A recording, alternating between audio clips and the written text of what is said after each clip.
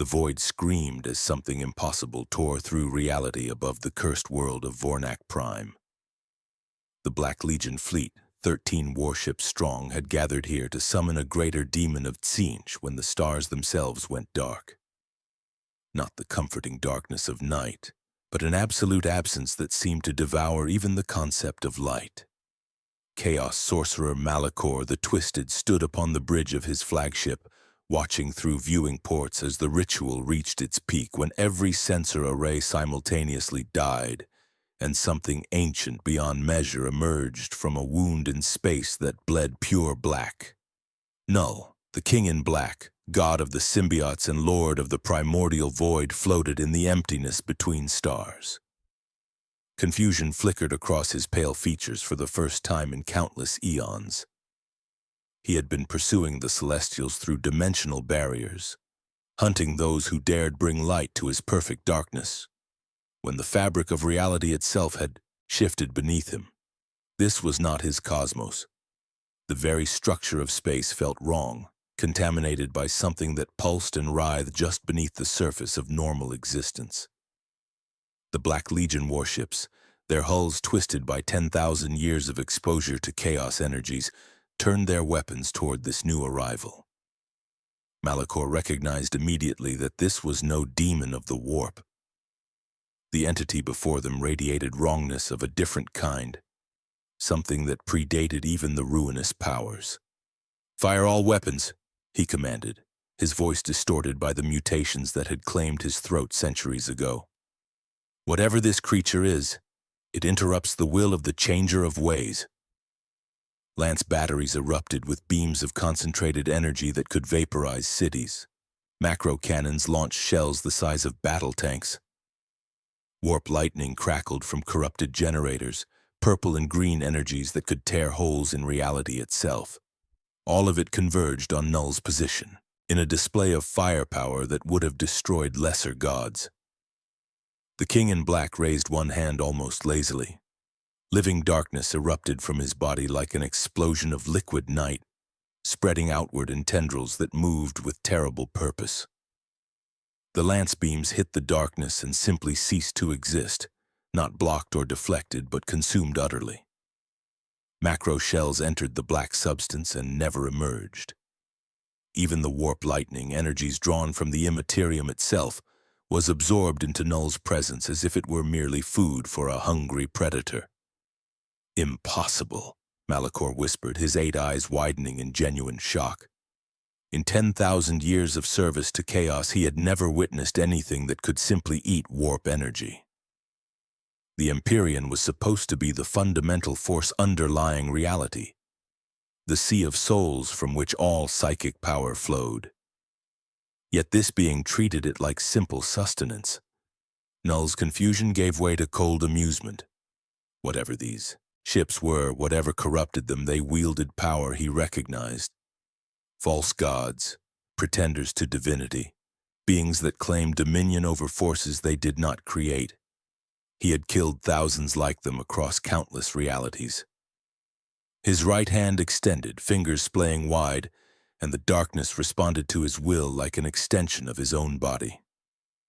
The symbiote tendrils reached the nearest Black Legion cruiser in seconds, despite the thousands of miles between them. They wrapped around the corrupted hull, living darkness flowing through every crack and seam. Inside, Chaos Space Marines felt their armor grow cold as the black substance invaded their ship. Warning runes flashed across corrupted control panels. Tech priests screaming prayers to the dark mechanicum found their cybernetic implants freezing, shutting down. Then the screaming began. The symbiotes flooded through corridors seeking the warp-touched crew within. But instead of simply killing them, Knull's darkness did something that should not have been possible. It consumed the chaos corruption itself, drinking in the demonic essence that had fused with their bodies over centuries of service to the ruinous powers.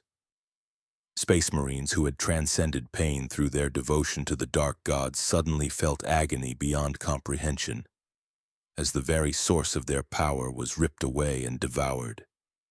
Malachor watched in horror as his fleet died ship by ship.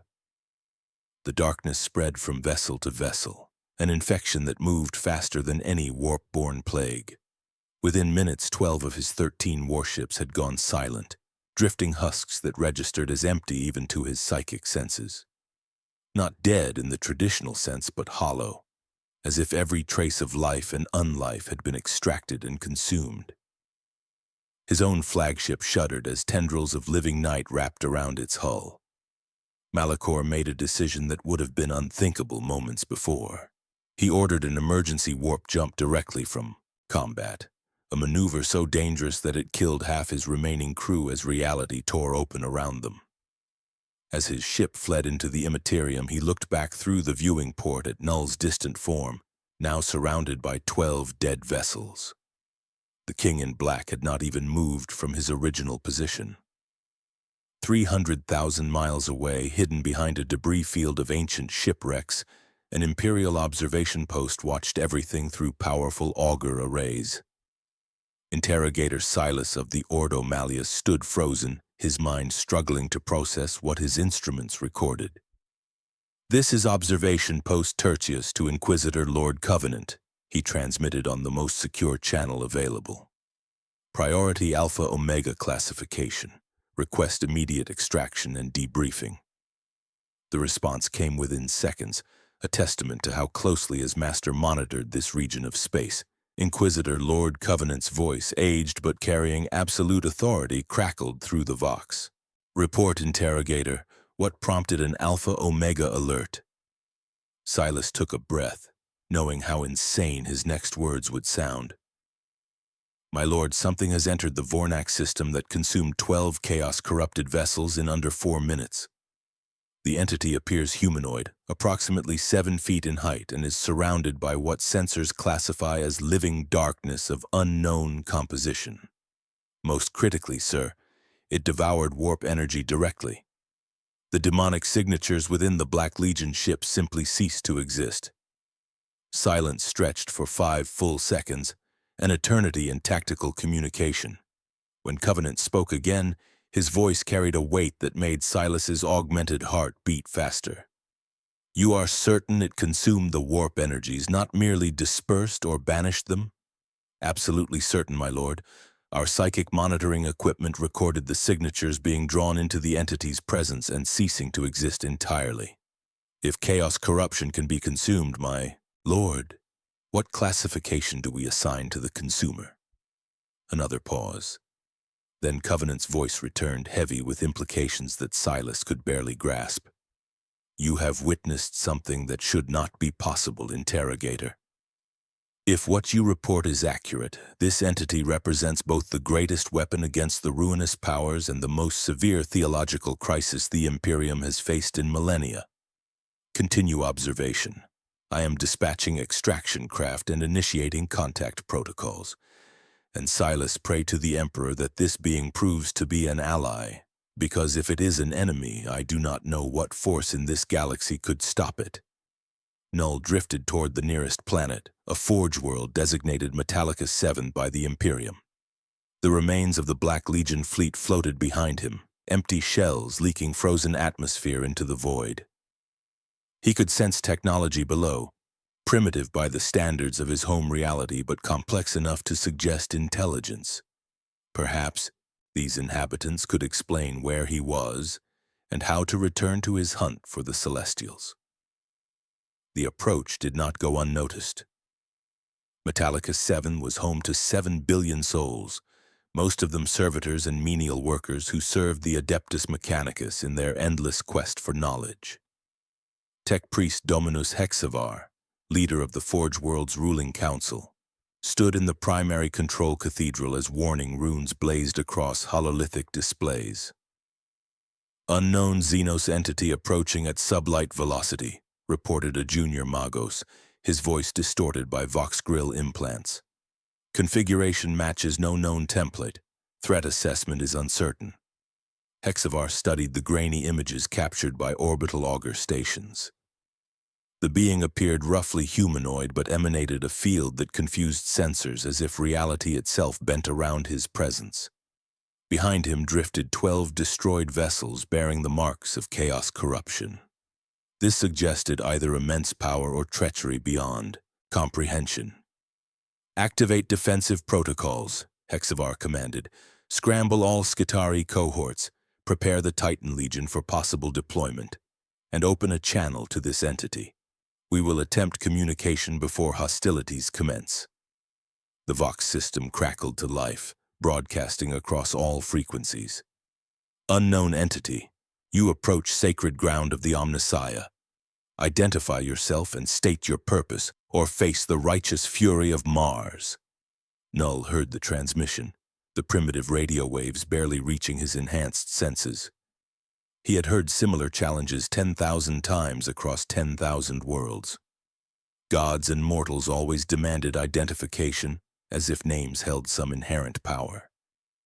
He decided to humor them, curious about what strange civilization he had stumbled into. His response required no technology, his voice carrying through the void itself with power that bent physics to his will. I am Knull, King in Black, God of the abyss that existed before your light. I seek knowledge of this reality. Provide it, and I will leave your world unmolested. On Metallicus 7, every Vox receiver across the planet picked up his response simultaneously. Servitors not equipped to handle such impossible transmissions simply shut down, their limited consciousness unable to process sound that traveled through vacuum. Tech priests listening to the broadcast felt something they had trained themselves to suppress: primal fear. This being spoke of darkness before light with the certainty of one who witnessed creation's birth. Hexavar made a decision that would alter the course of the galaxy. Open the primary landing bay of Cathedral Primus. Grant this entity permission to land. Activate all recording equipment and prepare the sacred texts for reference. If this being claims to predate light itself, we must determine if it is a fragment of the Omnissiah's divine knowledge or a threat to the machine god's holy order. Knull descended through Metallicus 7's toxic atmosphere, the living darkness around him repelling pollution that would have dissolved normal flesh in seconds. He landed with perfect grace on the vast metal floor of the cathedral, a structure so massive it could have held a battleship within its nave. Hundreds of tech priests stood in ordered ranks, their augmented bodies clicking and whirring with barely controlled tension. At the center stood Hexavar, more machine than man, his organic brain housed in a chassis of blessed adamantium and sacred circuits. King in Black, Hexavar intoned, his voice synthesized by Vox speakers embedded in his chest. You claim to predate light itself. This contradicts fundamental doctrines of the Omnissiah, whose divine logic brought order to chaos, whose sacred mathematics transformed darkness into illumination. Explain your nature or be deemed tech heresy of the highest order. Knull studied these strange beings, their flesh willingly replaced with crude machinery. They worshipped technology as if it were divine, yet their devices were primitive, inefficient. He had seen civilizations rise and fall across eons, watched as species claimed to have discovered ultimate truth only to be proven wrong by the entropy he represented. These creatures were no different. Before your gods, before your mathematics and light, there was only the void, he explained with infinite patience. I am that void given consciousness and will. Your machines, your order, your very existence is temporary aberration in the natural state of darkness and silence. I do not seek conflict with your kind. I merely wish to understand this reality so I might find my way home. The tech priests exchanged data bursts of binary cant, their internal networks processing his words at electronic speed. Hexavar felt something he had not experienced since his biological childhood. Genuine uncertainty. This entity's philosophy was the antithesis of everything the Mechanicus represented, where they sought to impose order, logic, and light upon the universe. He claimed that darkness and entropy were the natural state, yet he demonstrated power that suggested his words might not be mere heresy but terrible truth. You speak of darkness as the natural state, Hexavar replied carefully. Yet you exist, you think, you act. These require energy, structure, order. By your own logic, you should not exist. For the first time in millennia, Knull smiled. It was not a kind expression. I exist because even the void dreams, Tech Priest. And when the void dreams, it dreams of consuming all the false light that dare intrude upon eternity. As if to demonstrate, tendrils of living darkness extended from his body, flowing across the metal floor toward the nearest servitors. The servitors, mindless cyborgs capable of only basic functions, suddenly jerked as the symbiote tendrils touched them.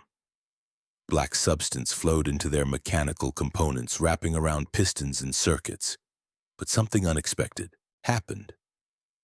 The symbiotes did not simply bond as extensions of Knull's will. They attempted to exert control, to establish the hive-mind connection that was fundamental to their nature. The servitors' limited consciousness resisted in the only way they could, shutting down entirely rather than accept foreign domination.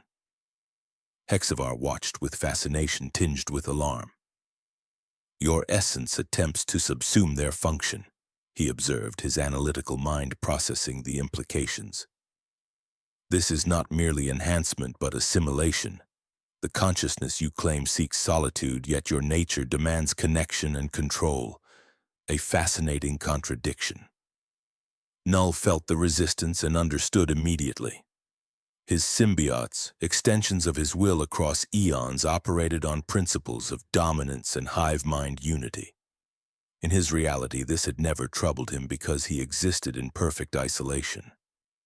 But here, attempting to bond with other conscious beings revealed the tyrannical nature he had never acknowledged. He was no different from the Celestials he despised, imposing his will upon others without consent. The realization troubled him more than he cared to admit. Before he could withdraw the symbiotes, every psychic on Metallicus 7 screamed in perfect unison. Throughout the Forge world, astropaths collapsed, blood leaking from their augmented third eyes. In the warp, the 4 Chaos Gods felt something that shook them to their immaterial cores. An entity that existed completely outside their influence. A being immune to corruption because he predated corruption itself. And more terrifying still, one that could consume their very essence as sustenance. In the Imperium, where impossible geometries and non-Euclidean space defied mortal comprehension, 4 voices spoke as one for the first time in 10,000 years. The anathema to chaos has arrived. The void that consumes gods walks among mortals. Every daemon, every champion, every corrupted soul must unite for singular purpose. The king in black must be destroyed, or existence itself shall be unmade. Reality shuddered as the 4 Chaos Gods began the largest coordinated demon manifestation since the Horus Heresy, their combined will forcing open a massive rift directly above Metallicus 7. But this time, they would send their essence through the greatest servants they possessed, praying that divine emanation through demonic vessels would be sufficient to destroy this impossible threat. The sky above Metallicus 7 tore open like wounded flesh, bleeding colors that should not exist in normal space. Purple lightning crashed against green fire while crimson mist collided with pale blue frost, creating a whirlpool of impossible energy that stretched 300 miles across. Tech Priest Dominus Hexavar's sensors screamed warnings as reality itself buckled under the weight of 4 separate warp rifts merging into one massive breach. Through his augmented eyes, he witnessed something that contradicted every principle of demon manifestation he had studied in his 3 centuries of service to the Omnissiah. The Chaos Gods were manifesting their greatest servants together, their divine will expressed through demonic emanations cooperating in ways that should have been impossible given their eternal rivalry and conflicting natures. From the crimson section of the rift emerged a bloodthirster of corn, 60 feet of muscle, brass, and burning hatred given physical form. Its wings stretched 200 feet from tip to tip, leathery membranes that dripped burning blood with each beat. In its massive hands, it wielded an axe the size of a hab block, forged from the skulls of 1,000,000 slain champions and wreathed in flames that burned with the rage of every murder ever committed. The demon's roar shook the Forge World's foundations, cracking ceramite walls and shattering windows across entire city districts. The Blue Frost section birthed a Lord of Change, the Greater, demon of Tzeentch, appearing in a cascade of impossible colors and shifting forms. Its body cycled through thousands of shapes per second, never settling on one configuration, always becoming something new and terrible. 9 eyes arranged in spiraling patterns across its constantly morphing face tracked everything simultaneously, while its beak, when it had one, spoke words in languages that had not yet been invented.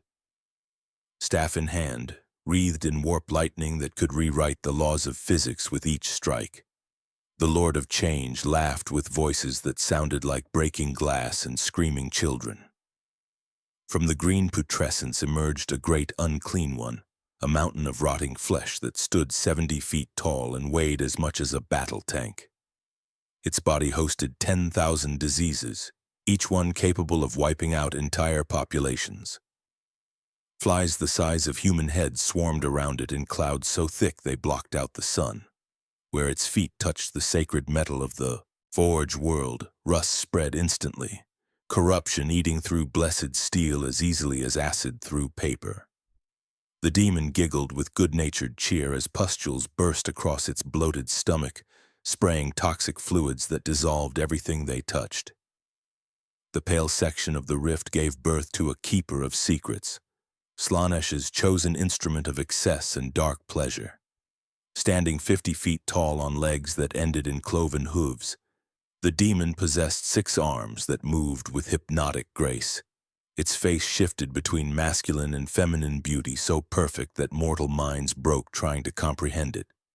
Claws like surgical instruments extended from delicate fingers, while its voice, when it spoke, carried harmonics that made listeners want to tear out their own ears just to hear it one more time. The demon's very presence made the air taste sweet like poisoned honey. Knull stood in the center of the cathedral, looking up at the 4 greater demons as they descended from the rift. Around him, tech priests activated defensive protocols, raising void shields and powering up defensive weapons. Servitors took position with weapons that could level buildings. Skitarii warriors, the Adeptus Mechanicus's elite soldiers, formed firing lines with plasma calivers and arc rifles. None of it would matter. Knull could sense the futility of their preparations. These daemons were far beyond mortal capability to fight, but they were not beyond his. The Bloodthirster landed first, its impact creating a crater 200 feet wide. It pointed its axe at Knull with contempt radiating from every inch of its brass-clad form. The Chaos Gods have spoken with one voice for the first time since the Great Betrayal, it bellowed, its voice causing eardrums to rupture across the Forge World. You who exist outside the Great Game, you who threaten the eternal dance of slaughter and rebirth, you will be destroyed. Blood for the Blood God, your skull will rest upon his throne. The Lord of Change materialized beside its rival, reality bending around its presence. Curious, curious, most curious, it chittered in 1,000 voices at once. A being from outside our reality, immune to corruption because he predates corruption itself. The great schemer has calculated 10,000 possible futures from your presence here. In 9,999 of them, you bring about catastrophe. We cannot allow even one chance in 10,000. The great unclean one landed with a wet squelch, laughing as disease spread from its bulk. Grandfather Nurgle sends his affections, Dark One. He would so love to study you, to learn how entropy takes form without his blessing. But alas, the 4 have agreed you must die. Please try not to take it personally. We're all friends here in the end. The Keeper of Secrets descended with impossible grace, each movement a work of art that hurt to witness. Such perfection wasted, it purred, its voice making even the emotionless servitors shudder. The Prince of Pleasure could give you sensations beyond mortal comprehension, experiences that would make your eternal existence meaningful. But you reject sensation itself, preferring the void's silence. What a terrible waste. Knull regarded the four demons with eyes that had witnessed the birth and death of galaxies. "You call yourselves gods," he said, his voice carrying across the Forge world without need for technology. "But you are parasites, feeding on the emotions of lesser beings. I have killed true gods, entities that shaped reality through will alone. You are nothing but reflections, echoes of consciousness given temporary form." He raised his right hand, and living darkness erupted from his body like a tidal wave of liquid night. "Let me show you what real power looks like." The all-black symbiote material exploded outward in every direction, forming dozens of massive tendrils that struck with the force of orbital bombardment. Each tendril was thick as a building and moved faster than sound, creating sonic booms that shattered windows for miles. The bloodthirster brought its axe up to block, and the clash of all black against demonic brass created a shockwave that leveled 3 city blocks. The Lord of Change teleported away from the strike aimed at it, appearing behind Knull to launch bolts of warp lightning. The Great Unclean One simply tanked the hit, its blubbery flesh absorbing the impact while laughing jovially. The Keeper of Secrets danced between the attacks with grace that defied physics, its 6 arms weaving patterns that created shields of solidified pleasure. The cathedral exploded as the battle escalated beyond mortal scale. Knull formed his signature weapon, a massive sword of living darkness that stretched 40 feet from hilt to point. The all-black necrosword, the God Killer, the weapon that had ended countless divine beings across multiple realities. He swung it at the bloodthirster with enough force to split continents, and the demon blocked with its axe, both weapons meeting in a shower of sparks that burned like miniature suns. "Impossible," the bloodthirster growled as it felt its axe, forged in Khorne's own realm, begin to crack under the pressure. "No mortal weapon can damage the slaughter blade." "I am not mortal," Knull replied, pressing his advantage, "and my weapon is not of your weak reality." He twisted the blade, and the necrosword flowed like liquid around the daemon's guard to pierce its chest. The bloodthirster roared in pain, genuine agony rather than battle fury, as it felt something it had never experienced. The wound was not closing. The necrosword was devouring its essence, drinking in the warp energy that sustained its physical form. Not merely banishing it back to the Imperium, but consuming portions of its divine substance permanently. The Lord of Change saw this and understood immediately. "Brothers, strike together. His weapon consumes our essence permanently. If he lands sufficient blows, we face true death, not mere banishment." The greater demon raised its staff, and reality warped around Knull. Time slowed, space compressed, gravity reversed.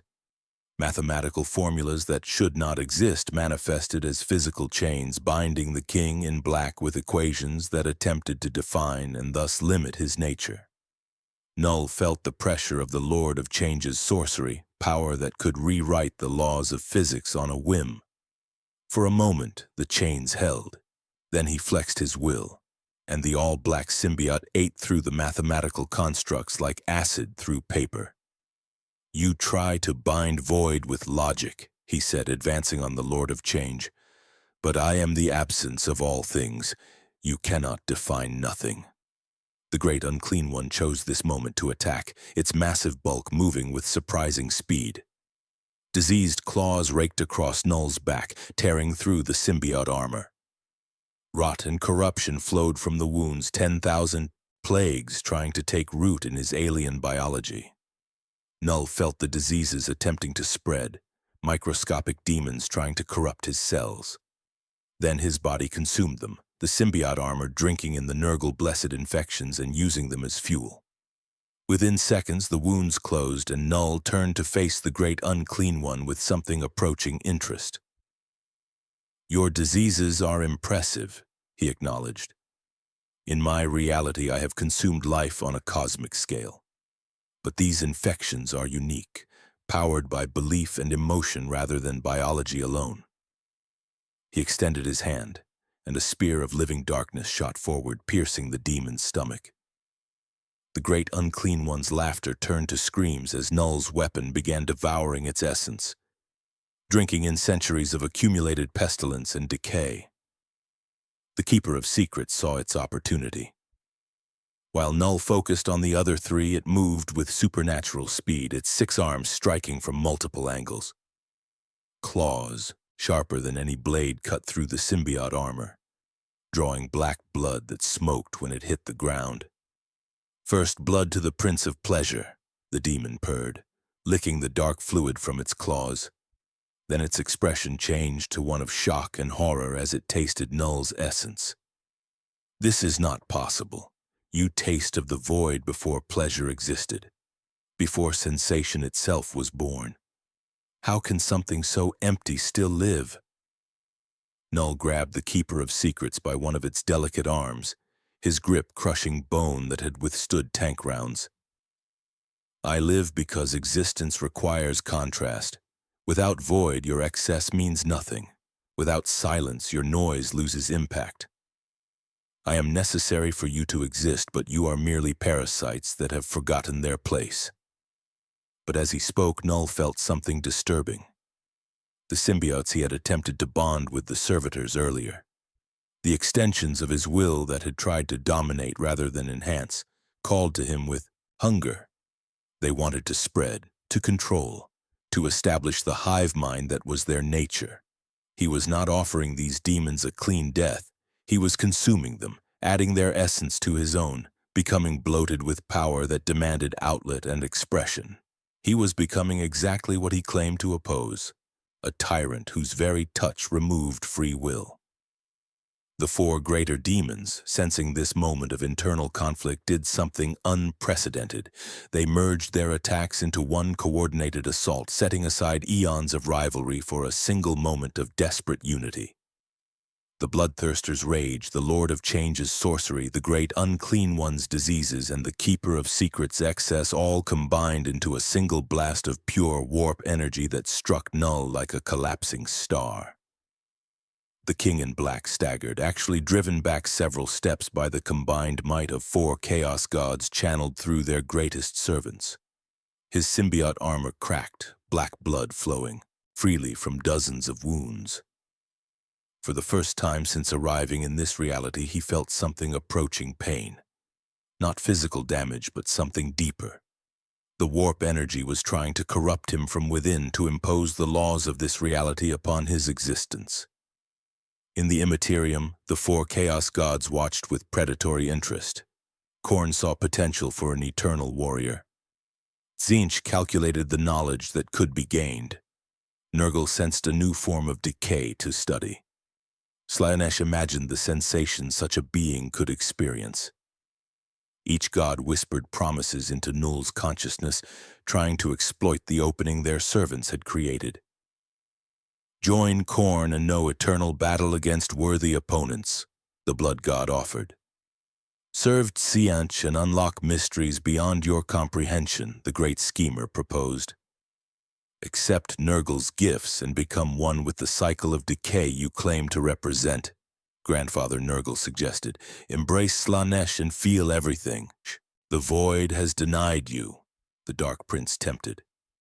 Knull heard their voices, felt their power pressing against his consciousness. And more troubling, he felt the symbiotes within him responding, drawn to the concepts these gods represented. The hive mind he had always wielded without question suddenly felt like chains, binding him to patterns of domination and control that mirrored the very tyranny he opposed. For a being who had existed alone in the void for eons, the offers carried weight. Purpose, knowledge, transformation, sensation. Things he had never considered in his singular quest to restore the universe to darkness.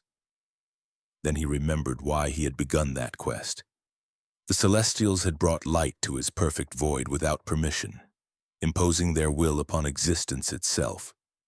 These chaos gods were no different, just another form of tyrant demanding worship and service. And worse, his own symbiotes revealed him as the same. Every being he touched, he dominated. Every consciousness he bonded with, he subsumed. He was the tyranny he claimed to oppose. "I reject you all," Knull declared, his voice cutting through their whispers like a blade through smoke.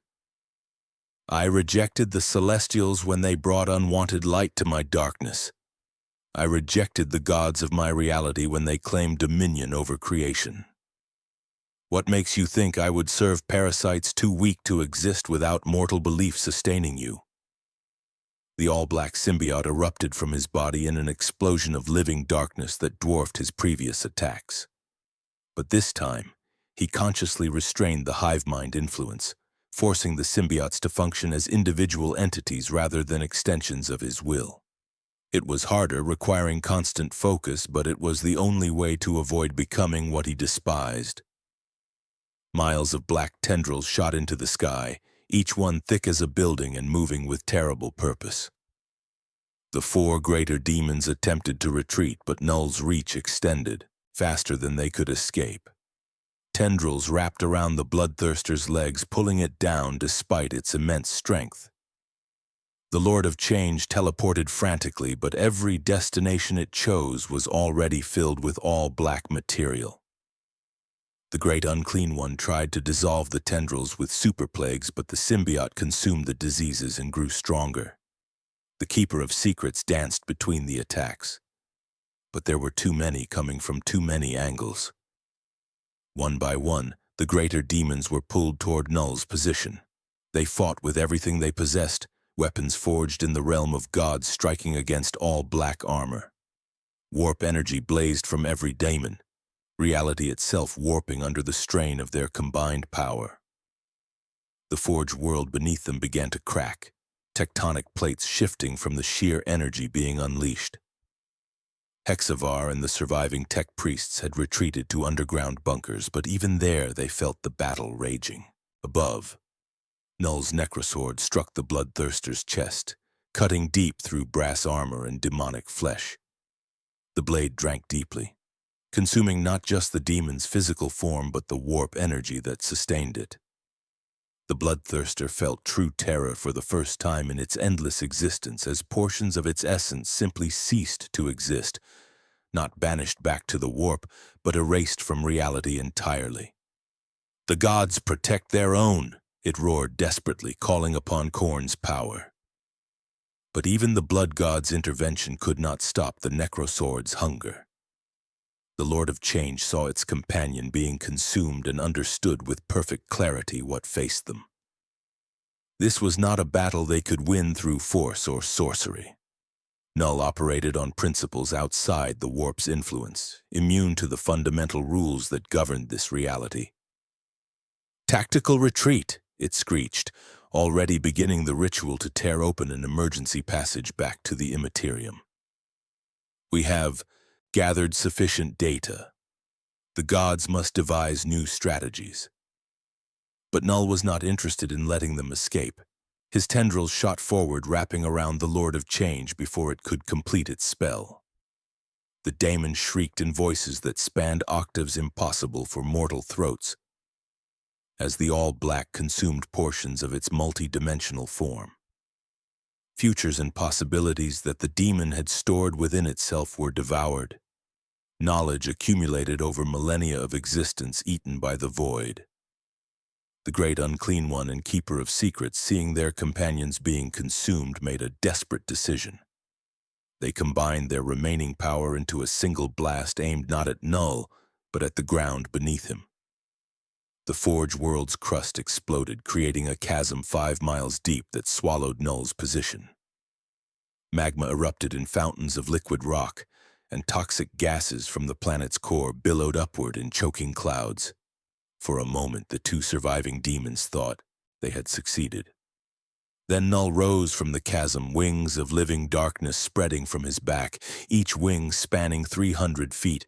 He was covered in magma that his symbiote armor simply absorbed, using the thermal energy to fuel its growth. "Is that your best?" he asked, his voice carrying disappointment. "The entities I have fought in my reality could crack planets with a thought. You barely managed to scratch the surface." What happened next occurred too fast for mortal eyes to follow.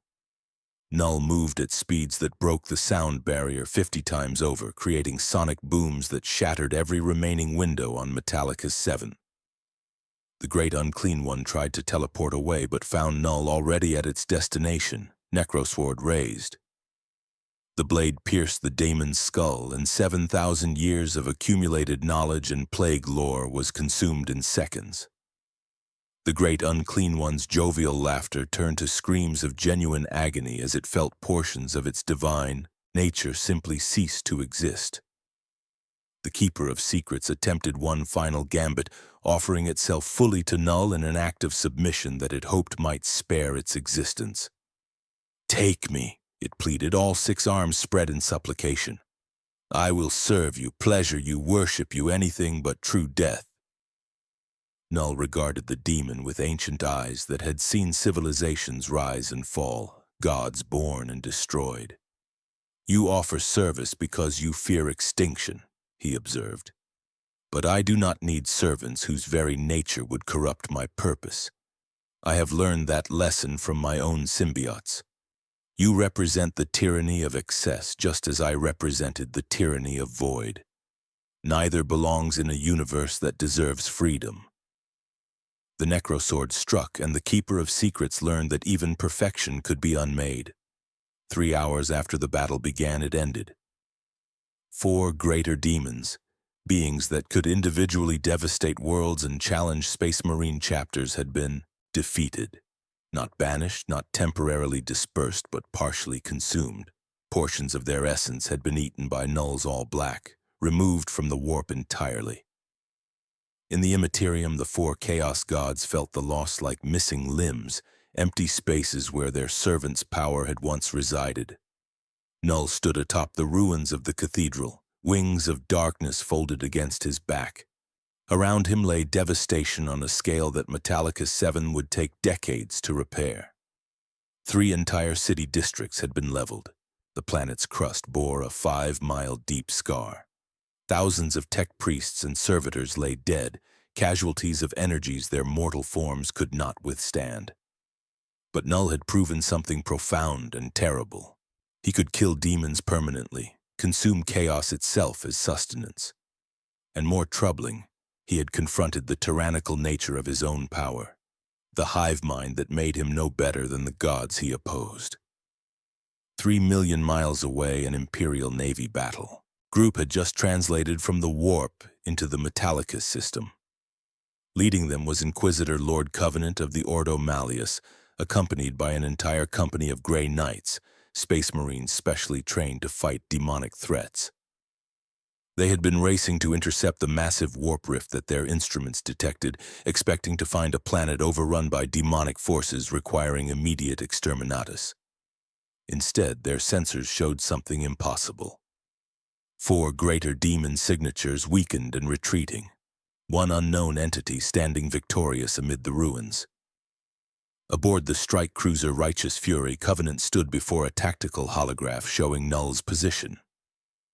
The Inquisitor was 400 years old, his body sustained by rejuvenate treatments and augmetics. He had fought demons for 3 centuries, witnessed horrors that would break lesser minds, and served the Emperor with unquestionable devotion. But nothing in his experience prepared him for this moment. An entity that can defeat 4 greater demons simultaneously, he said aloud, his voice carrying the weight of implications he barely grasped. One that consumes chaos energy as sustenance. This changes everything. Brother Captain Paulinus of the Grey Knights, a veteran of 200 years of demon hunting, studied the same holograph with eyes that could perceive warp energies directly. "My lord, I sense no chaos corruption from this entity. It registers almost as a blank does, an absence in the warp. But more than that, it seems to suppress the warp's presence around it. Reality is calmer, more stable in its vicinity." The Grey Knight's voice carried genuine confusion. "I do not understand what we face. Covenant made a decision that would alter the fate of the galaxy. Prepare a diplomatic envoy.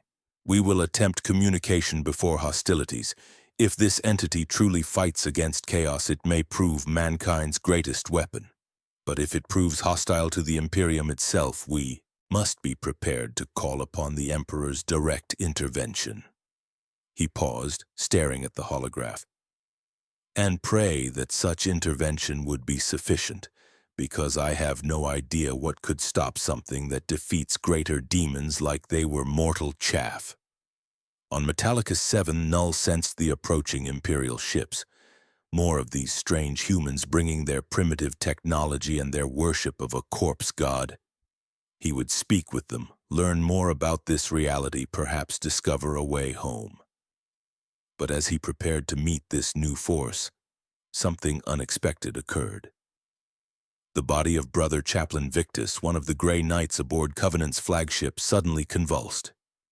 Golden light began to seep from his eyes, building slowly like dawn breaking over mountains. When he spoke, his voice cracked and distorted, as if something infinitely vast was trying to compress itself into mortal vocal cords.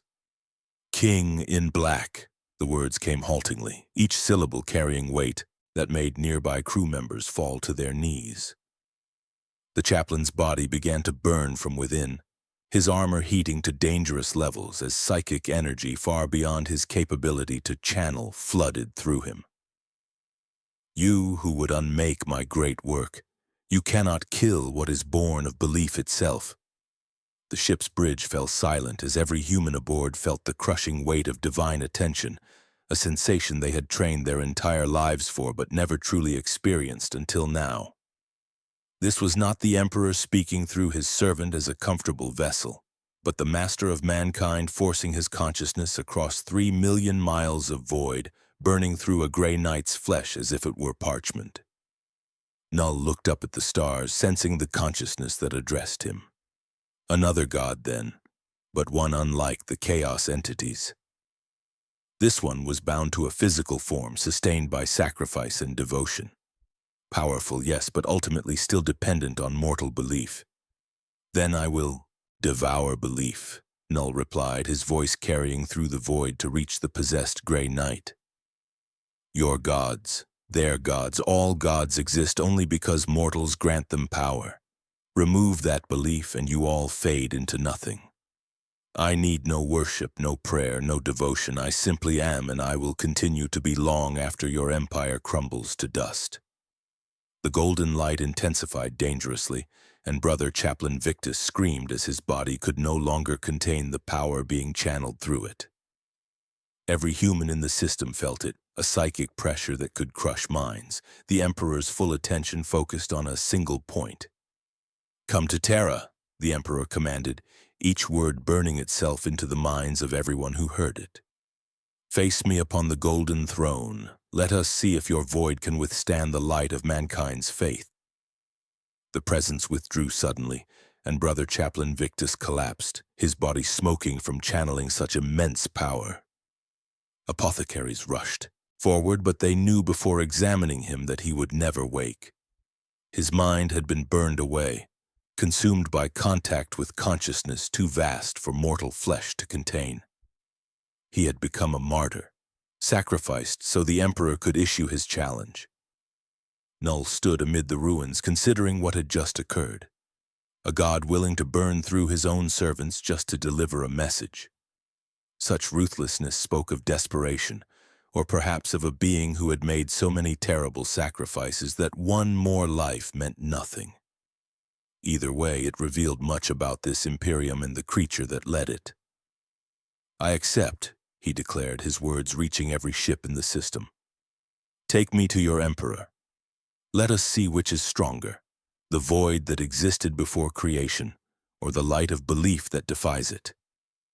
The journey to Terra took 17 days aboard the inquisitorial strike cruiser Righteous Fury, a vessel blessed with the finest warp drives the Mechanicus could provide. Knull stood in specially prepared quarters that had been stripped of all religious iconography at his request, not from discomfort but from simple disinterest in mortal symbols.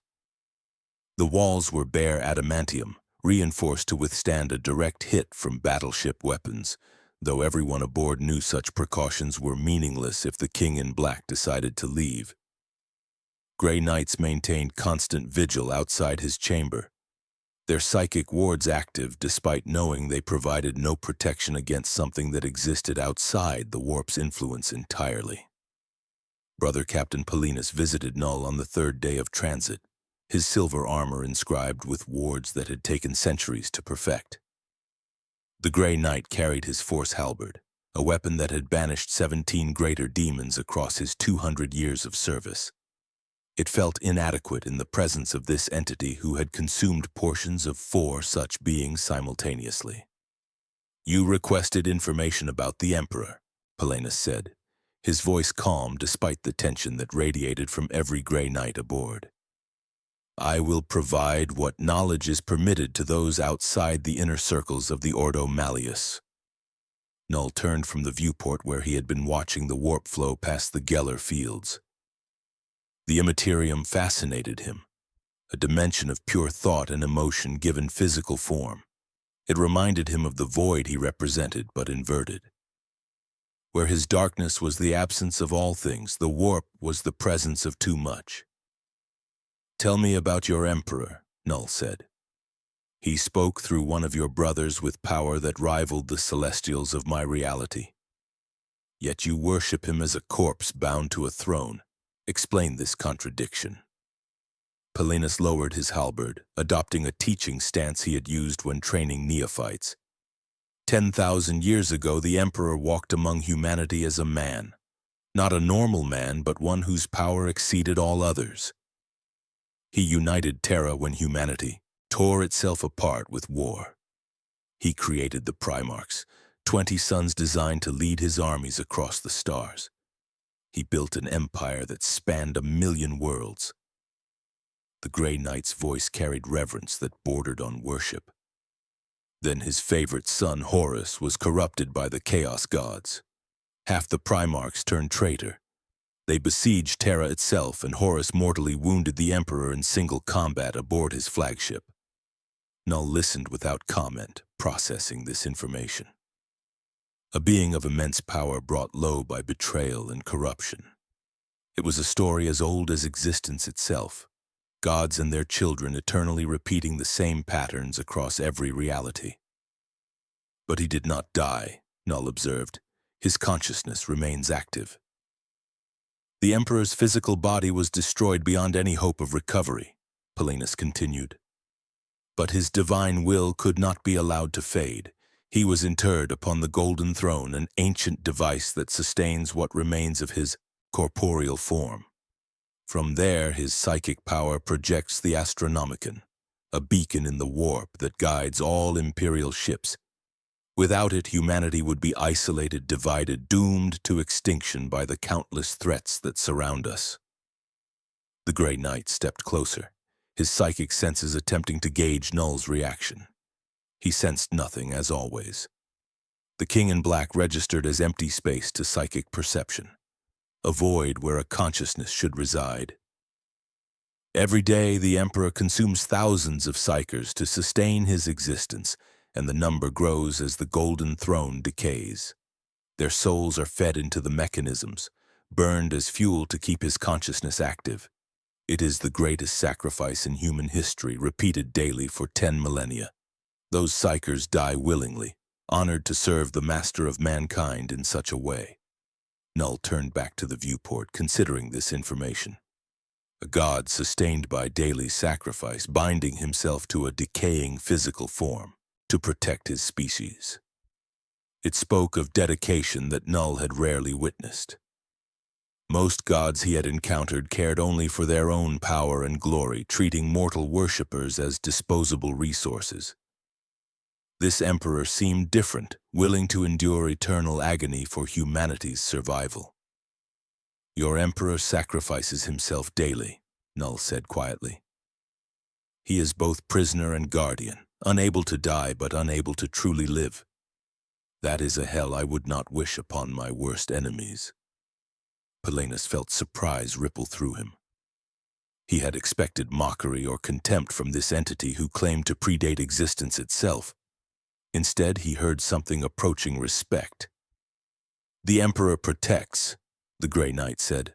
the mantra that every imperial citizen learned from birth. His sacrifice ensures humanity's survival. Without him, chaos would consume us all within a generation. Perhaps, Knull replied. Or perhaps you have become dependent on a crutch that prevents you from standing on your own. I have watched civilizations across countless realities. Those that rely on gods inevitably fall when those gods fail them. Your emperor has sustained you for 10,000 years, but what happens when he finally expires? What will humanity do when forced to face the darkness without their guiding light? The question hung in the air like poison. Paulinus had no answer because no one in the Imperium dared consider such a possibility. The emperor was eternal, his protection absolute. To suggest otherwise was heresy of the highest order. Yet here stood a being who had defeated 4 greater demons simultaneously, questioning the foundation of imperial faith with calm certainty. The emperor will never fail, Paulinus said, but his voice carried uncertainty for the first time in 2 centuries of absolute devotion. Knull did not press the point. He had seen faith shattered too many times to take pleasure in it. Instead, he asked about the nature of the warp, the demon classifications, and the chaos gods themselves. Paulinus answered each question with growing fascination, realizing that Knull approached these topics not as threats to be destroyed, but as phenomena to be understood. The King in Black possessed a scientific curiosity that seemed at odds with his godlike power. On the 9th day of transit, something unexpected occurred. The ship's Geller fields flickered for 3 seconds, a minor malfunction that the tech priests corrected immediately. But 3 seconds without protection in the warp was enough for entities to notice and attempt contact. Demonic whispers flooded through the ship, reaching every human aboard. Most crew members fell to their knees in prayer, reciting litanies of protection that had been drilled into them since childhood. Grey Knights activated their psychic wards, creating bubbles of reality that pushed back the warp's influence. But Knull experienced something different. The Chaos Gods themselves reached out to him not with corruption or temptation, but with genuine communication. Their voices bypassed the physical world entirely, speaking directly to his consciousness. King in Black, they spoke in unison, 4 voices creating terrible harmony. You have consumed portions of our greatest servants. You possess power we cannot directly counter, but understand this. We are not your enemies unless you make us so. Knull felt their attention focus upon him like the gaze of 4 dying stars. We are born from mortal emotion, the Chaos Gods continued. We exist because sentient beings feel rage, hope, despair, and desire. You seek to restore the universe to void and silence, but such a state would end all consciousness, including your own. The darkness you claim to represent requires contrast to have meaning. Without light to define it, void is simply nothing. The logic was sound, and Knull recognized it. He had existed in perfect void before the Celestials brought light to his darkness, but had he truly been conscious then?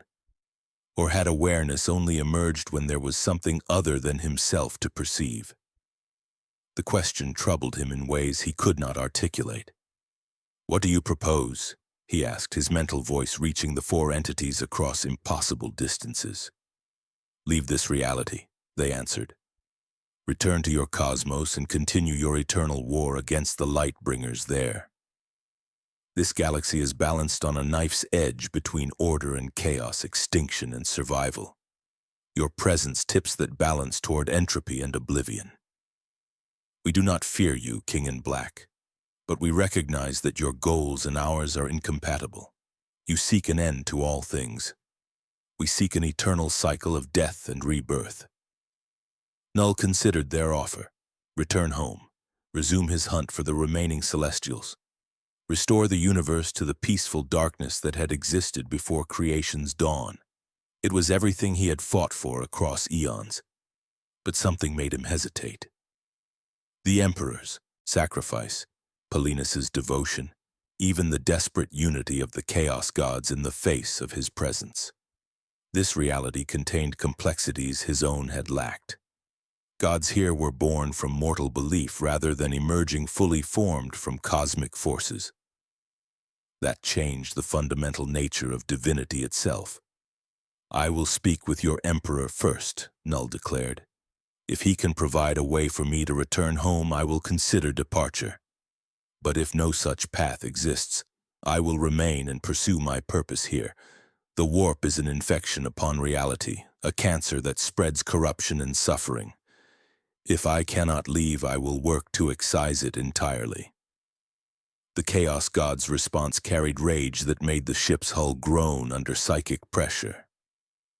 "Then you declare yourself our enemy, Voidbringer. When you face the Emperor, understand that we will not sit idle.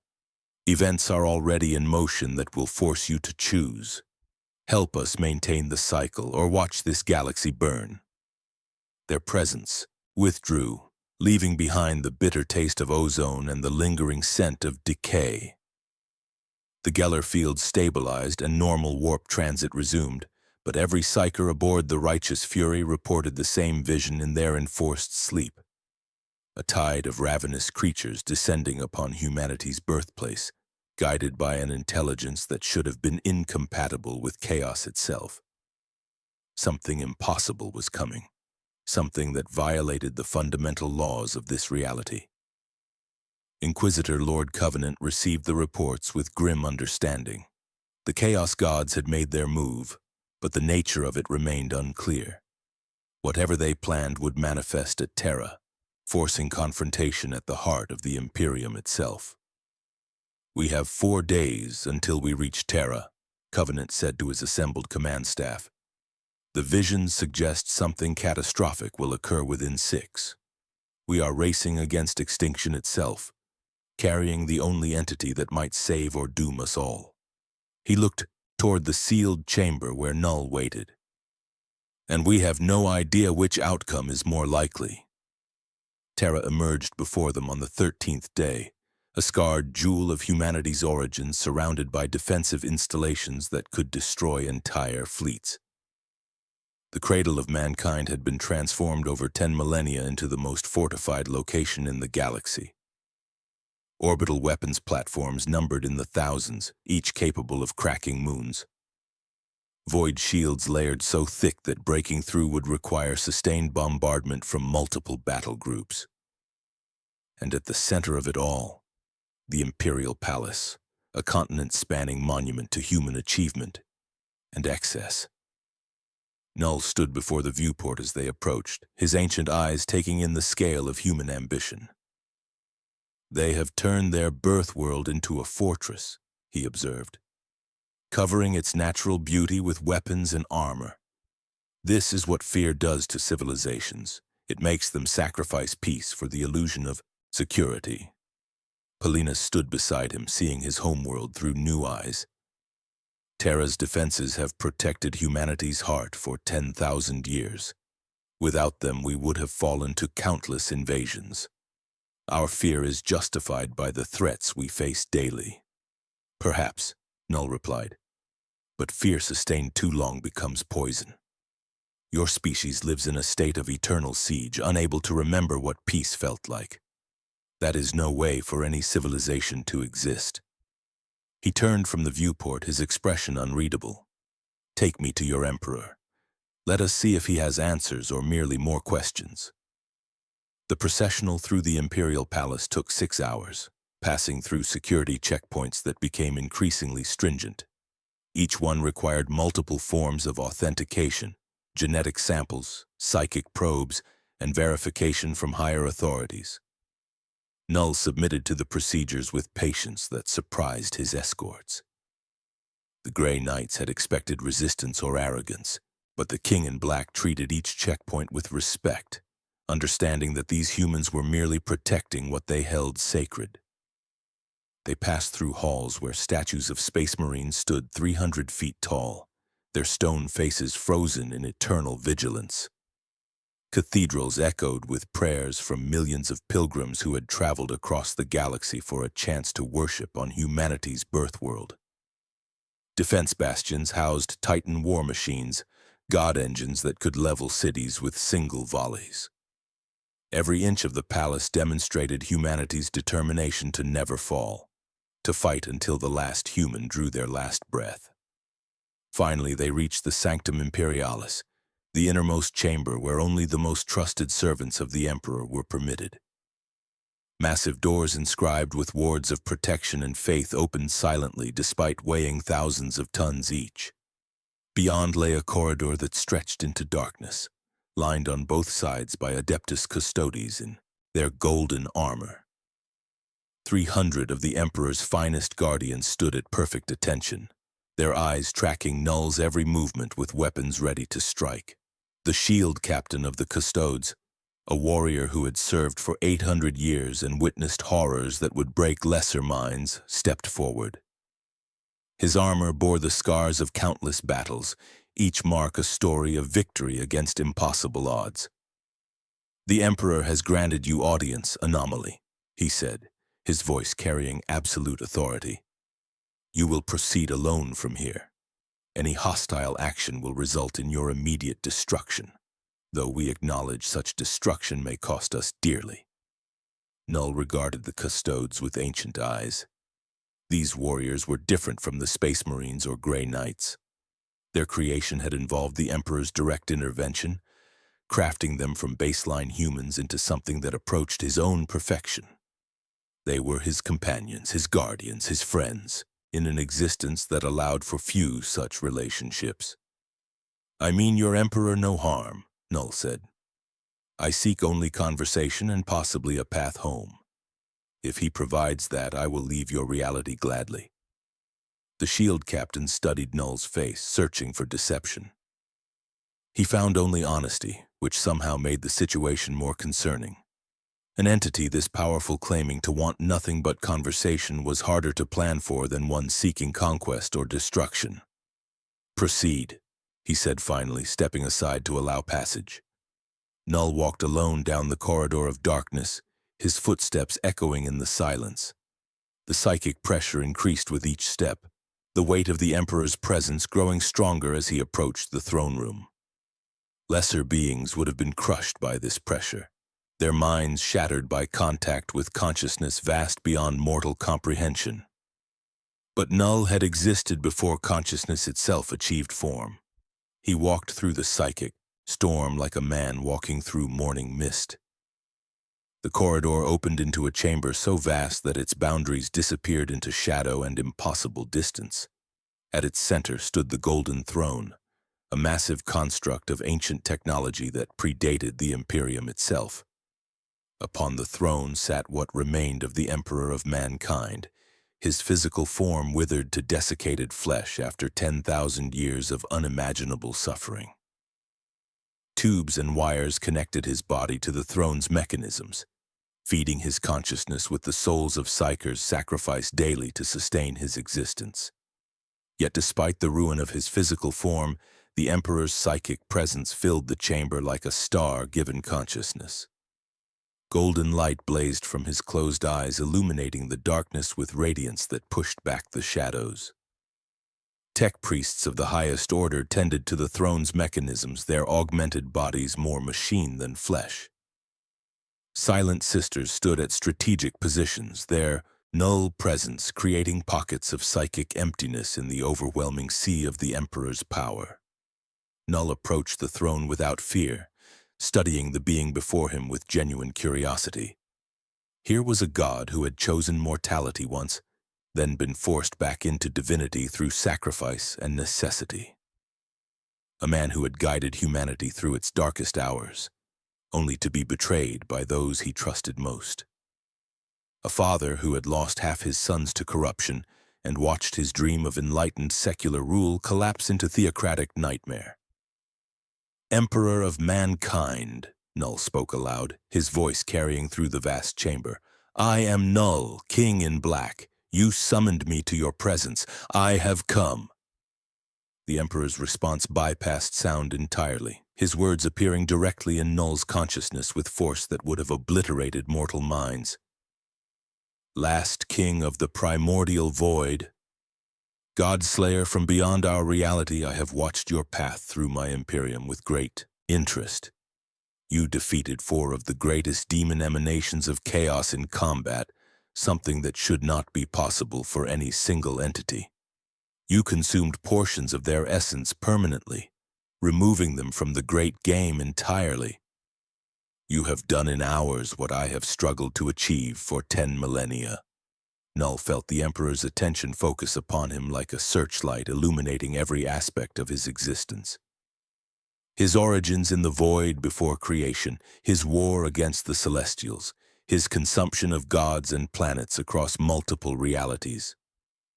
The Emperor saw it all, processing information in microseconds that would take mortal scholars lifetimes to catalog.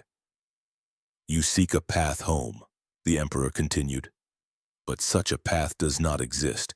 The dimensional breach that brought you here collapsed behind you. You are trapped in our reality unless I intervene directly. The words carried weight like falling mountains. Trapped. Knull had existed for eons, traveled between dimensions, hunted gods across infinite space. But now he found himself confined to a single reality, unable to return to the cosmos he knew. You can send me back, he said, making it half statement and half question. I possess the power to tear open dimensional barriers, yes, the Emperor acknowledged. The Golden Throne enhances my psychic abilities beyond natural limits. I could theoretically create a bridge between realities stable enough for you to cross. But such an act would require channeling power on a scale that might rupture the throne itself. The mechanisms that sustain my existence and project the Astronomicon could fail catastrophically. Humanity would be left blind in the warp, isolated, vulnerable to every threat that surrounds us. Knull understood the implications immediately. His return home would cost humanity its greatest protector, condemning billions to death or worse. You would sacrifice your species for my convenience, he observed. That seems unlike the devoted father figure your warriors describe. I would not make such sacrifice, the Emperor corrected. I merely present you with the cost of what you desire, but I offer alternative paths, choices that might serve both our interests. Images formed in Knull's mind, visions of possible futures so vivid they seemed more real than the present moment. The first vision showed Knull remaining in this reality as an independent force, hunting the greatest threats to humanity while maintaining his own sovereignty. But this path led to civil war. Imperial citizens would worship him as a new god, creating schisms in the faith that sustained the Emperor's power. Chaos would exploit these divisions, turning humanity against itself. Within 3 generations, the Imperium would collapse into warring factions, each claiming divine mandate. Trillions would die in conflicts that Knull's very existence had inadvertently sparked. The second vision showed a darker path, Knull accepting the Emperor's offer of alliance, becoming an official asset of the Imperium. His power would be directed against humanity's enemies with devastating effect. Chaos cults would be purged, Xenos threats would be consumed. But slowly, inevitably, the Imperium would corrupt him as it corrupted all things. He would become a weapon of oppression, used to crush dissent and enforce compliance. The Void King would become a tool of tyranny, his principles sacrificed on the altar of imperial necessity. And worse, his symbiotes would spread, establishing hive mind control over millions, making him the very tyrant he opposed. The third vision showed the path the Emperor clearly favored.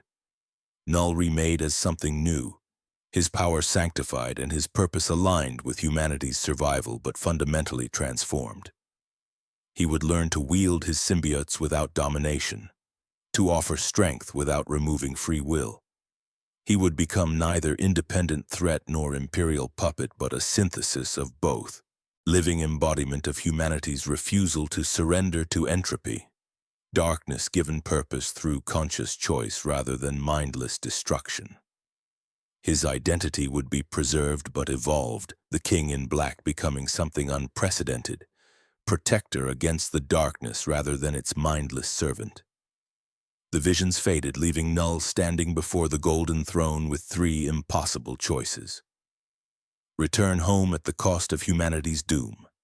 Remain independent and watch civil war tear the Imperium apart. Become a weapon and lose his principles to tyranny and hive mind domination. Or accept transformation and surrender the identity he had maintained for eons. You offer no good options, Knull said quietly. Every path requires sacrifice of something fundamental. Welcome to existence in the 41st millennium, the Emperor replied, and Knull detected something approaching bitter humor in the psychic transmission. Here there are no good choices, only varying degrees of terrible ones. I have made such choices daily for 10,000 years, sacrificing principles I once held sacred to ensure humanity's survival one more day. That is the burden of power in a reality as cruel as ours. Knull felt something stir within him, an emotion he had not experienced since the Celestials first brought light to his perfect darkness. Uncertainty. For eons his path had been clear. Restore the void, eliminate the light, return existence to its natural state of darkness and silence. But this emperor challenged that certainty, forcing him to confront questions he had never considered. Was his crusade against light merely another form of tyranny? Did he fight for freedom, or for the comfort of being alone in the void? And most troubling, were his symbiotes tools of liberation or instruments of domination? I have killed gods who claimed their rule was necessary, Knull said slowly. I have destroyed civilizations that insisted their ways were the only path to survival. What makes your vision different from theirs? Why should I trust that your assessment of these paths is accurate and not merely self-serving? The Emperor's response carried emotions that gods rarely admitted to feeling. Doubt, exhaustion, hope. I do not claim to be right, King in Black. I claim only to be necessary given current circumstances. My vision for humanity was enlightenment, reason, and progress. I sought to free mankind from superstition and lead them to a future where gods were unnecessary. But chaos corrupted my sons. My dream collapsed, and I was forced into the role of the very deity I sought to eliminate. I have become what I most despised because the alternative was humanity's extinction. The honesty struck Knull with unexpected force. Here was a god admitting failure, acknowledging that his grand design had crumbled and he was merely making the best of catastrophic circumstances. It was vulnerability that Knull had never witnessed in divine beings. The Celestials had claimed perfection. The Chaos gods claimed inevitability. But this emperor claimed only necessity born of desperate circumstance. You ask me to choose transformation, Knull said. To become something other than what I have been for eons, to learn to wield my power without the hive mind that has defined me. That is not a small request. I ask you to choose purpose over comfortable familiarity, the Emperor clarified. You have existed as the void made conscious, wielding symbiotes as extensions of your will, dominating every consciousness you touch. But to what end? You fought the Celestials because they imposed light upon your darkness without consent. Yet your own symbiotes impose your will upon every host without their consent. You are what you claim to oppose. Here in this reality you have opportunity to make conscious choice rather than simply react to others' actions. You can choose what your darkness represents. Oblivion or protection, entropy or transformation, domination or cooperation.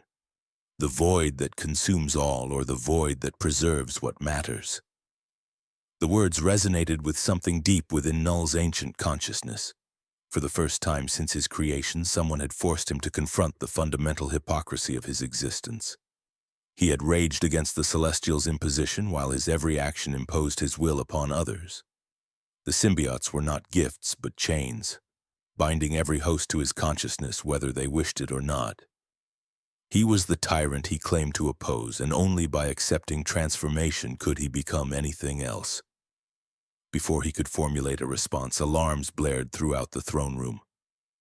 Tech priests rushed between control stations, their binary cant reaching frantic speeds.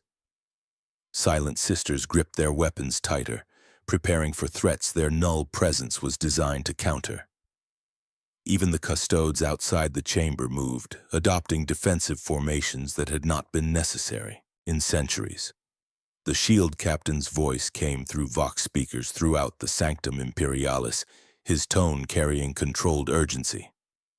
Lord Emperor, we have multiple contacts emerging at the solar system's edge. Mass real space rupture detected. Something is tearing through the boundary between the Materium and Immaterium, but not via conventional warp translation. On the tactical displays throughout the palace, the impossible manifested. Massive rifts were opening at predetermined coordinates, and through them poured biological vessels. Tyrannid bioships, but wrong, corrupted. Their hulls pulsed with both organic growth and warp energies that twisted reality around them. The Chaos Gods had found a way to merge their influence with the Great Devourer, creating human chaos cultist hybrid vessels that transported tyrannid organisms enhanced with demonic essence. Not true chaos tyrannids, which should be impossible, but tyrannid bioforms that had been exposed to warp corruption through chaos intermediaries. The shield captain's voice returned, now carrying genuine alarm. Lord Emperor, preliminary scans show the bioships are being piloted by corrupted human crews merged with tyrannid biomatter. The organisms within carry signatures consistent with prolonged warp exposure. The Chaos Gods have found human intermediaries willing to bond with tyrannid genetic material and guide them through the Immaterium. It should not be possible, but the evidence is undeniable.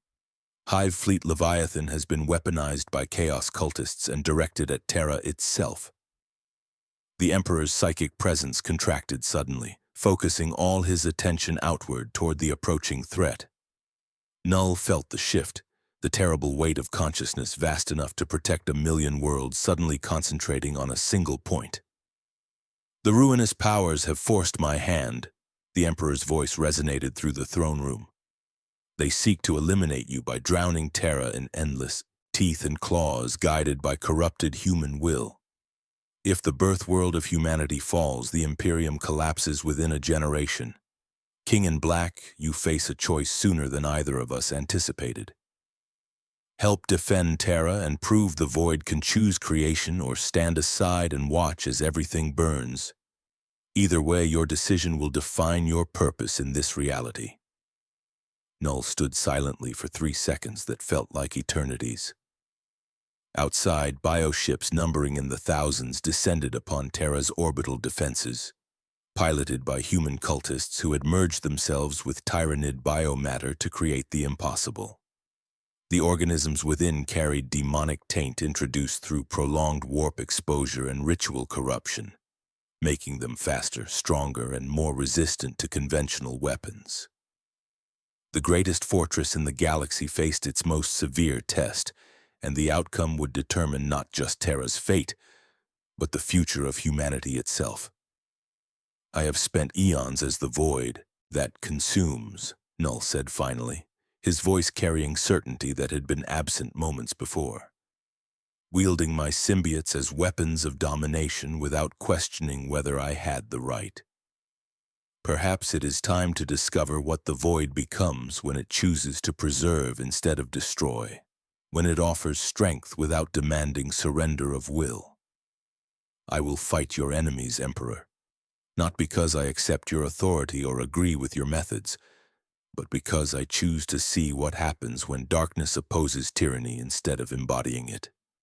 And I will learn to wield my power without the hive mind that makes me no better than the gods I have slain. The Emperor's response carried something that might have been approval or might have been relief. Then let us see if the King in Black can transcend his nature. Terra's survival depends upon it. But know this, Voidbringer. If you distribute your symbiotes to my defenders, you must do so without domination. Offer strength, not chains. Enhancement, not enslavement. Can you wield your power with restraint when every instinct demands absolute control? Knull felt the weight of the challenge. His symbiotes were extensions of his will, designed to dominate and control. Using them without establishing the hive mind would be like fighting with one arm bound, constantly resisting his fundamental nature. But the alternative was to become what he despised, spreading tyranny in the name of protection. "I will try," he said simply. "That is all any being can offer when confronting their own nature." "Then go," the Emperor commanded. "Prove that even the void can evolve." The void above Terra split open like infected flesh, but these wounds in reality were different from conventional warp rifts. Massive tears in space-time appeared at the solar system's edge, and through them emerged bioships that should not exist in their current form. Hive Fleet Leviathan's vessels, their hulls pulsing with both organic growth and corruption, that could only come from prolonged warp exposure. But Tyranids did not travel through the Imperium. Their biology was fundamentally incompatible with chaos. The truth revealed itself as Terra's auger arrays analyzed the approaching fleet. The bioships were piloted by human chaos cultists who had undergone horrific transformation, their bodies fused with Tyranid biomatter through rituals that violated every law of nature. These hybrid abominations guided the vessels through real space tiers created by chaos sorcery, bypassing the shadow in the warp that would normally prevent such manipulation. Inside the ships, Tyranid organisms had been exposed to concentrated warp energies through their cultist handlers, introducing demonic taint without requiring impossible chaos Tyranid hybridization. Terra's orbital defenses opened fire with fury that could crack planets. Lance batteries carved through bioships with beams of concentrated energy. Macro cannons filled the void with explosive shells. Missile platforms launched volleys that numbered in the thousands, each warhead carrying payloads designed to sterilize continents. For any normal Tyranid assault, such firepower would have been devastating. But these creatures, tainted through their cultist intermediaries and enhanced by warp exposure, adapted faster than conventional biology allowed. Bioships that should have been destroyed simply grew new armor plating infused with demonic resilience. Knull stood on the highest spire of the Imperial Palace, 5 miles above Terra's surface, watching the battle unfold across the planet's orbital space. Beside him stood Inquisitor Lord Covenant, his augmented body tense with barely controlled fear. Around them, custodians took position with guardian spears ready, their golden armor gleaming in the light of distant explosions. "We have never faced a threat of this magnitude," Covenant admitted, his 400-year-old voice carrying exhaustion that bordered on despair. "The Tyranids alone would require every defense Terra possesses. But combined with warp corruption introduced through cultist intermediaries, they become something we cannot stop through conventional means." The King in Black extended his arms, and living darkness erupted from his body like an explosion of liquid night.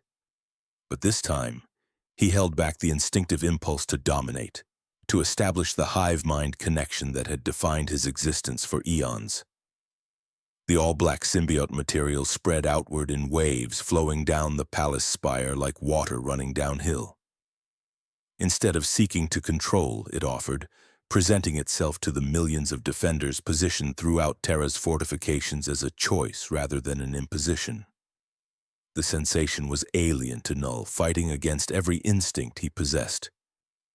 His symbiotes wanted to bond, to establish consciousness linking, to create the unified hive mind that had always been their nature, forcing them to function as independent enhancements rather than extensions of his will required constant focus.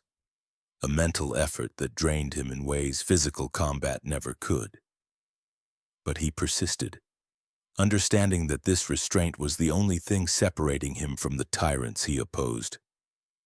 Imperial guardsmen felt the darkness touch their armor and weapons, offering strength beyond human limits but crucially not demanding surrender of their will. They could accept or refuse, and many hesitated, uncertain whether to trust this alien power. Space Marines of various chapters stationed on Terra for ceremonial duties sensed the offer more clearly through their enhanced perception. recognizing it as genuine enhancement without the corruption they had been trained to fear. Even some custodians, after weighing the desperate circumstances against their duty to protect Terra, allowed the symbiotes to bond with them, though they maintained constant vigil for any sign of mental domination. A guardsman named Petros, a veteran of 30 years who had fought orcs, chaos cultists, and renegade PDF forces across a dozen worlds, felt the symbiote flow over his flak armor. Cold spread through his body, followed by strength that made his previous capabilities seem pathetic. His standard-issue lasgun, which had served him faithfully for 3 decades, suddenly felt light as a child's toy. When he looked at his hands, he saw black substance covering his skin like a second set of gloves. But his thoughts remained his own. No foreign consciousness pressed against his mind. No compulsion to obey emanated from the darkness. It was enhancement, not enslavement. "Emperor, protect me," he whispered, then tested his new strength by lifting an ammunition crate that normally required 3 men to move. He raised it above his head with one hand, and for the first time in 30 years of grinding warfare felt something approaching hope. Not because some god had blessed him, but because he had been given tools to protect what mattered. Across Terra, millions experienced similar transformations. The symbiotes did not corrupt or control, but enhanced. They provided strength, speed, and resilience while leaving consciousness intact. It was the opposite of chaos corruption, which twisted both body and mind into parodies of their original form. Knull's darkness offered power without demanding the soul's surrender, though the effort of maintaining this restraint left the King in Black visibly strained. The first wave of corrupted mycetic spores hit Terra's upper atmosphere, creating trails of fire that stretched horizon to horizon. Point defense systems engaged, shooting down thousands before they could land. But millions more survived, crashing into population centers, military installations, and the Imperial Palace itself. From each spore emerged tyrannid organisms that had been touched by warp corruption through their cultist handlers. Genestealers with 4 arms instead of 2, their extra limbs, phasing partially out of reality. Termagants whose flesh bore weapons fired rounds infused with warp energy that ignored conventional armor. Warriors whose psychic presence registered to astropaths as carrying both the alien coldness of the hive mind and the demonic taint of prolonged immaterium exposure. Knull launched himself from the palace spire, wings of living darkness spreading behind him as he accelerated toward the nearest concentration of corrupted tyrannids. His speed created sonic booms that shattered windows across 3 city districts. He hit the swarm like a meteor, the all-black necrosword forming in his hand as he fell. The blade swept through genestealers like they were made of paper, each strike consuming both biological matter and the demonic taint within. Tyrannids that touched his sword did not simply die, but had the warp corruption ripped away, leaving only confused biological organisms that could be dispatched by conventional means. But for every tyrannid Knull killed, 10 more took its place. The swarm was endless, an ocean of teeth and claws enhanced by demonic resilience that threatened to overwhelm through sheer numbers. Even his godlike power had limits when faced with billions of opponents enhanced by chaos. He needed help, and the Emperor had anticipated this. Through the psychic link that connected all Imperial forces, the Master of Mankind's voice resonated with power that made reality tremble. "Defenders of Terra, hear me now. The anomaly known as Knull fights for humanity's survival. Those who have bonded with his essence do so with my blessing. The enhancement is not corruption, but willing alliance. Fight without fear, for you carry both the Emperor's protection and offered strength that demands nothing in return." The declaration changed everything. Guardsmen who had been uncertain about their symbiote enhancements now fought with renewed faith. Space Marines who had considered the darkness potentially corrupting now embraced its power fully. Even the custodians, the Emperor's most trusted guardians, acknowledged that this alien enhancement served Terra's desperate defense without compromising their loyalty or free will. The defense of Terra became something unprecedented. Millions of humans enhanced by living darkness fighting alongside gene-forged warriors and blessed machines, all united in desperate purpose.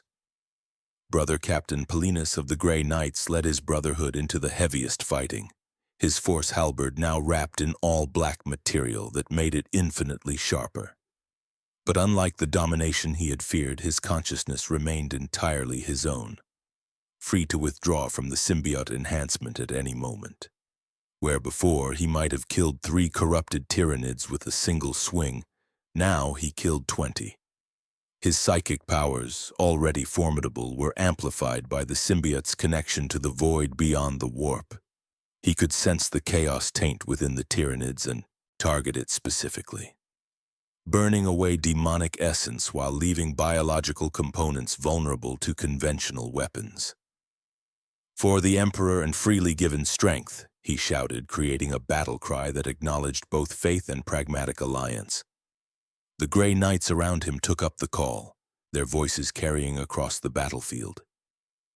They fought not as dominated thralls, but as enhanced warriors who had accepted aid without surrendering their souls. In orbit, the battle grew even more desperate. Bioships piloted by cultist Tyranid hybrids had broken through the outer defensive perimeter and now engaged Terra's inner defense platforms in close combat. Massive tentacles wrapped around orbital stations, crushing adamantium structures like tinfoil. Spore chimneys launched endless waves of smaller organisms that swarmed across void shields, overwhelming them through sheer numbers. The Imperial Navy responded with ramming actions, cruisers and destroyers sacrificing themselves to destroy bioships 3 times their size. Each loss was recorded, each crew's sacrifice added to the endless litany of heroes who died protecting humanity's birthworld. Knull felt the weight of the battle pressing upon him. He had fought wars across multiple realities, but never one where he cared about the outcome beyond personal survival. These humans, flawed and desperate as they were, fought with determination that reminded him of civilizations he had respected in ages past. They did not accept extinction quietly, but raged against it with every resource at their disposal. Even facing certain death, they maintained formation and discipline, each soldier trusting that their sacrifice would matter. It was nobility born from desperation, courage emerging from terror, the best of what any species could offer when facing the abyss. Then the true nightmare revealed itself. From the largest bioship, a massive hive tyrant descended, but this was no normal synapse creature. Standing, 60 feet tall with 6 arms instead of 4, its carapace glowed with symbols that hurt the eye to perceive directly. The Swarmlord, the Tyranid hive mind's greatest tactical genius, had been deliberately exposed to concentrated chaos energies by its cultist handlers, not truly corrupted in the way demons were corrupted, but touched, enhanced, made more than it should be through prolonged warp contact. The chaos-touched Swarmlord was a chaos-forged avatar, a deliberate creation rather than natural corruption. Its 4 bone swords blazed with different colored flames representing each chaos god's contribution channeled through willing cultist intermediaries. When it roared, reality fractured around its voice, windows shattering for miles and weaker-minded humans falling unconscious from the psychic pressure. King in Black, it spoke with a voice that combined the hive mind's alien coldness with imposed demonic malevolence. The 4 have created me specifically to end you. I am their answer to your void. I am the synthesis of consumption and corruption, biology enhanced by sorcery channeled through mortal sacrifice. Knull flew toward the chaos-touched Swarmlord, his necrosword ready. You are an abomination that perverts both your species' purity and the nature of this reality. The Tyranids consume because they must. But you represent desperate corruption, the product of gods so terrified of me that they violated the fundamental incompatibility between the hive mind and the warp itself. Their collision shook the Imperial Palace's foundations. Bone swords met necrosword in a clash that created shockwaves felt across 3 continents. The Swarm Lord fought with skill that exceeded any opponent Knull had faced in this reality. It predicted his movements 3 steps ahead, enhanced by chaos-granted calculation abilities. Where the Necrosword struck, demonic resilience layered over Tyrannid regeneration allowed the creature to survive damage that should have been fatal. Its counterattacks carried supernatural fury, each blow strong enough to crack mountains. And every movement was perfectly efficient, wasting no energy on unnecessary actions. For the first time since arriving in this reality, Knull found himself genuinely challenged, while simultaneously maintaining his restraint against hive mind domination.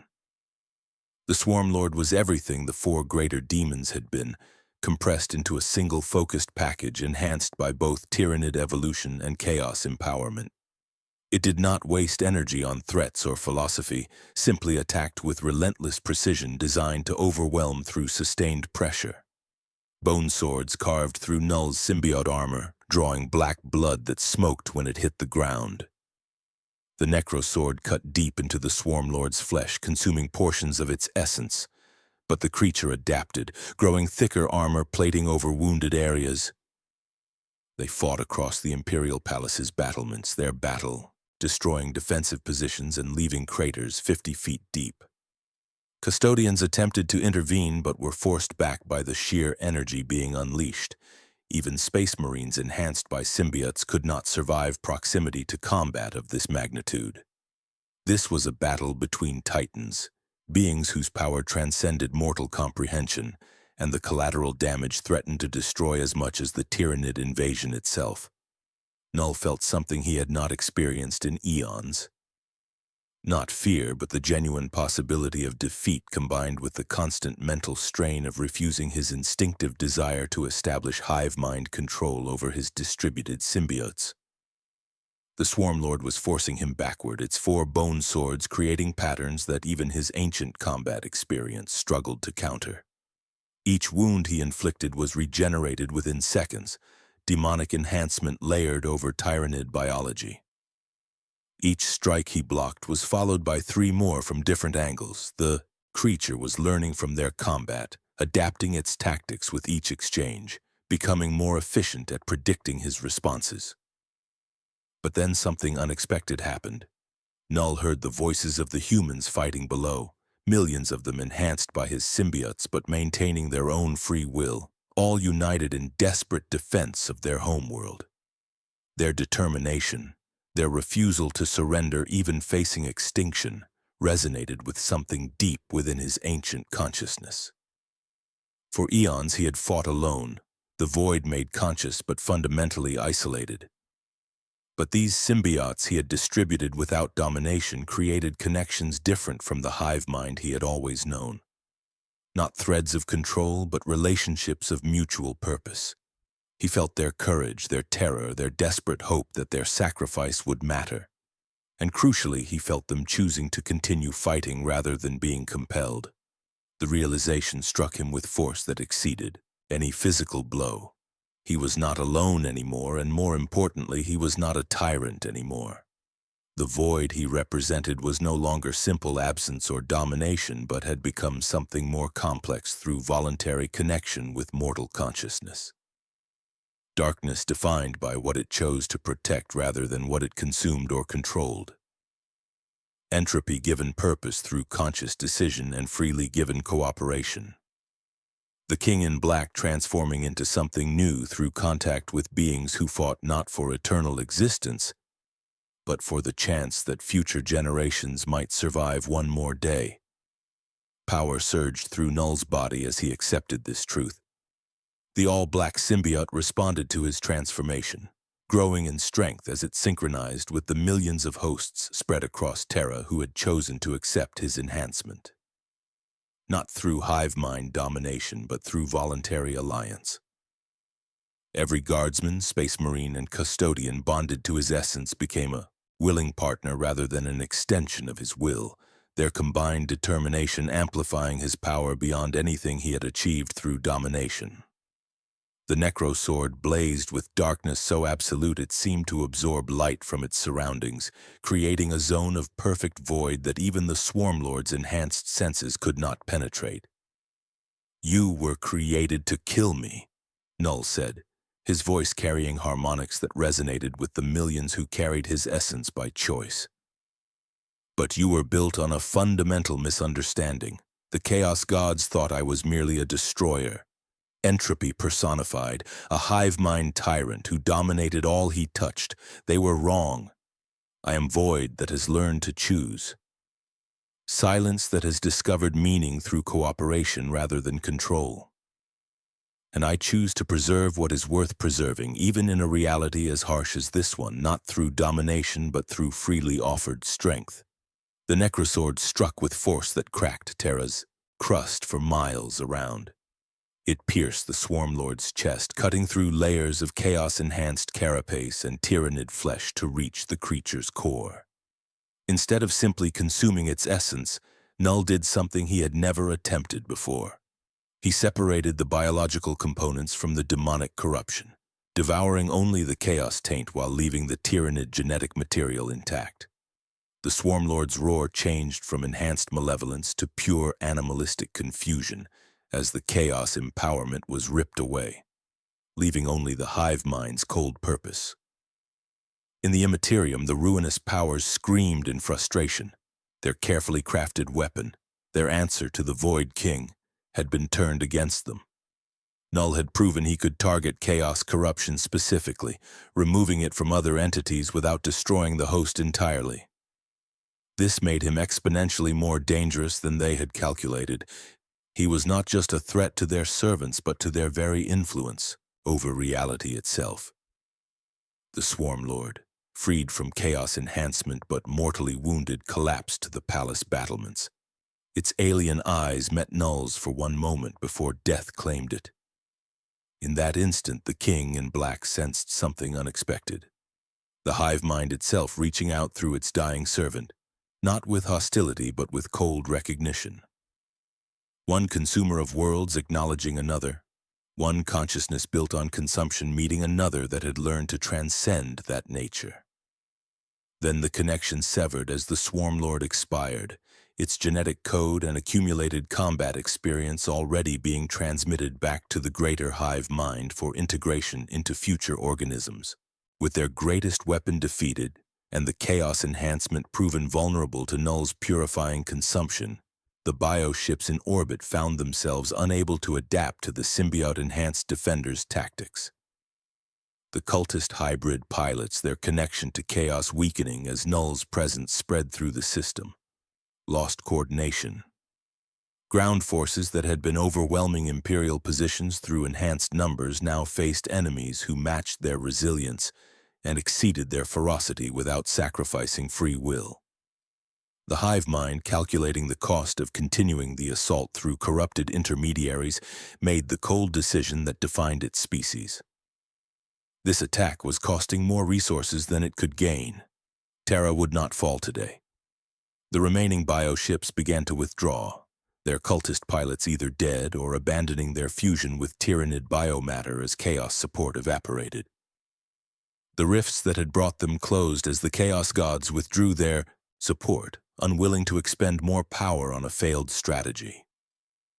Tyrannid organisms on the ground fought to the last creature, their biology not allowing for retreat or surrender, but without reinforcement from orbit, and with their chaos enhancement being systematically purged by Knull's targeted consumption, they were systematically eliminated. The battle for Terra continued for another 18 hours as Imperial forces hunted down every last Xenos organism. But the outcome was no longer in doubt. Humanity's birth world would survive. Knull stood atop the highest spire of the Imperial Palace, wings folded as he surveyed the devastation below. 3 city districts had been completely destroyed. Millions of civilians lay dead. Thousands of space marines had fallen. Even 17 custodians, the Emperor's finest, had paid the ultimate price. But Terra still stood scarred but unbroken, its people blooded but not conquered. The fortress world had faced its greatest test and emerged, victorious, though the cost would be remembered for millennia. More importantly, something fundamental had changed. The symbiotes Knull had distributed were already beginning to fade from their hosts, the enhancement temporary rather than permanent. But the experience remained. Millions of Imperial defenders had accepted alien power by choice and maintained their free will throughout. They had proven that strength could be offered without chains, that cooperation did not require domination. It was a lesson that would echo through Imperial doctrine for generations, though many would struggle to reconcile it with existing beliefs about the corrupting nature of all Xenos contact. The Emperor's presence reached out to Knull, psychic communication connecting them across the miles between the spire and the Golden Throne. You have proven that the Void can choose creation over destruction, cooperation over domination. The Emperor's voice resonated with something approaching genuine respect, but the choice you made has consequences that extend beyond this single battle. Millions of my subjects have experienced your power and chosen to accept it voluntarily. They know now that enhancement need not mean enslavement, that strength can be offered rather than imposed. You have changed them, and through them you may have changed the Imperium itself. Knull sensed the truth of this statement.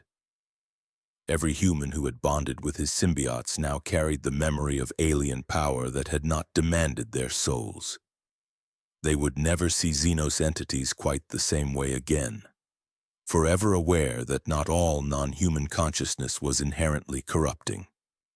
Some would be strengthened by this knowledge, becoming more pragmatic warriors willing to accept unconventional aid when necessary.